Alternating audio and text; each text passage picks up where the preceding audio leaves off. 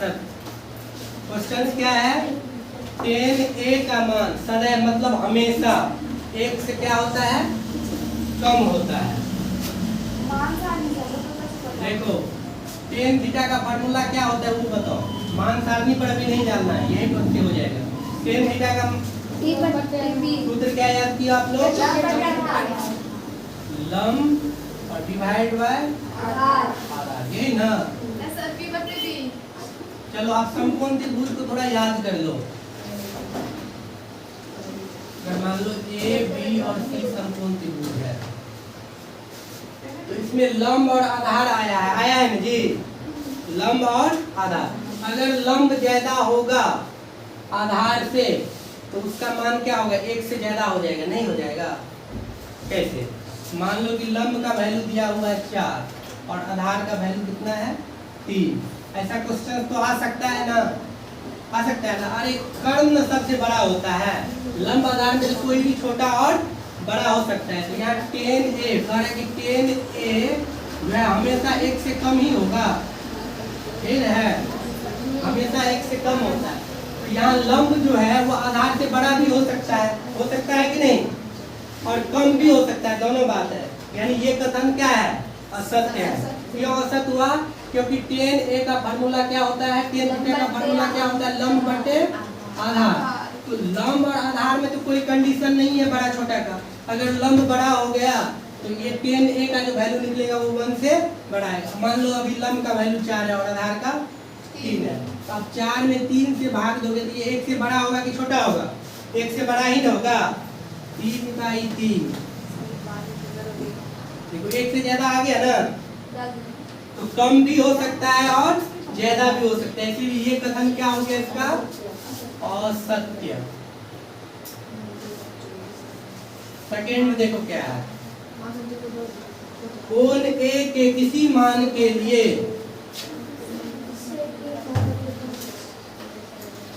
sec A बराबर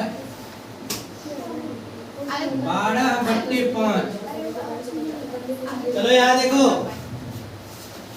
कह रहा है कि a कोई मान है, थीटा है, जिसके लिए 12/5 sec A बराबर 12/5 सत्य है। ये हो सकता है।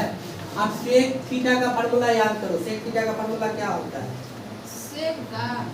cos का अपोजिट पता है ना? sec तो cos का क्या होता है? आधार बटे कर्ण। इसका क्या हो जाएगा?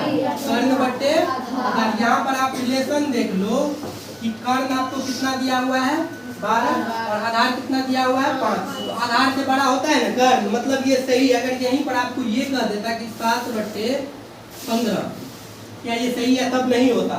क्यों नहीं होता? क्योंकि यहाँ पर तब कर्ण हो जाता ज्यादा और आधार हो जाता कम। लेकिन ऐसा तो है नहीं, यहाँ पर कर्ण क्या दिया हुआ है? ज्यादा ही दिया हुआ है। sec थीटा का फार्मूला क्या? कर्ण बटे आधार। इसका मतलब ये मान जो है ये पॉसिबल है, कर्ण ज्यादा और आधार कम। ये क्या हो जाएगा? सत्य।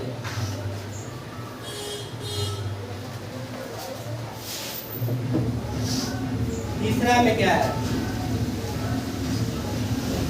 cot A, ये cot A जो है ये कह रहा है कि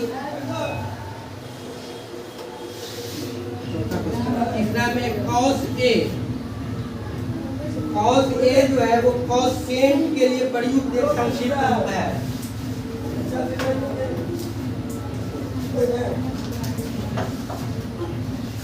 cos A जो है कह रहा है कि cosecant का, किसका? cosecant का संक्षिप्त रूप है। नहीं, ये cos जो होता है ना, देखो बच्चे लोग, cos जो होता है ये cosine का, किसका? cosine का संक्षिप्त रूप है। किसका? cosine का। कौन है संक्षिप्त रूप? cos। इसमें कह रहा है कि cosecant का है, तो ये क्या बोल रहा है? गलत बोल रहा है। आपको याद रखना है cos का फुल फॉर्म क्या होता है? cosine। ये कह रहा है cosecant, गलत है। ये हो जाएगा असत्य। ये याद ही रखना है। cos किसका संक्षिप्त होता है? cosine का। किसका? cosine का। और sin का संक्षिप्त sin होता है। sin का पूरा होता है SINE, sin। इसका संक्षिप्त होता है SIN, sin। और cosine पूरा नाम होता है, इसका शॉर्ट क्या होता है? cos। चलो नेक्स्ट देखो,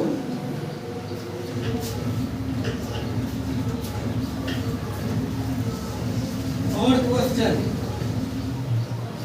कॉट ए, ये कॉट ए जो है ये कॉट और ए का गुणनफल है। कॉट और ए को गुना करके कॉट ए आता है, बताओ। नहीं, ये ए थीटा है, ए क्या है थीटा।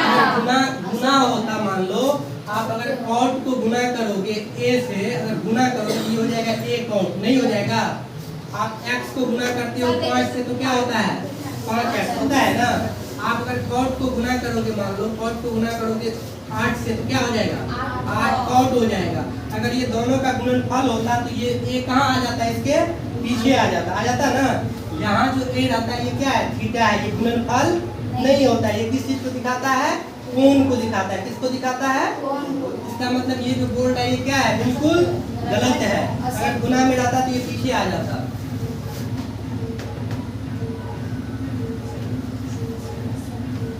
असत्य। फिफ्थ में है, किसी भी थीटा के लिए साइन थीटा बराबर, देखो साइन थीटा का मान कर रहा है 4/3। क्या ये पॉसिबल है? तो आप इसका मान, इसका अनुपात जो होता है वो बताओ। साइन थीटा का फार्मूला क्या होता है, लंब बट्टे कर्ण होता है ना। तो इसमें ध्यान से देखो, साइन थीटा का मान कर रहा है कि 4/3 हो सकता है। तो लंब बट्टे कर्ण, लंब कितना हो गया 4 और कर्ण कितना दिखा रहा है 3। तो कर्ण कभी छोटा हो सकता है लंब से, नहीं हो सकता है ना। मतलब ये क्या है, सत्य है कि असत्य है, समझ गए ना।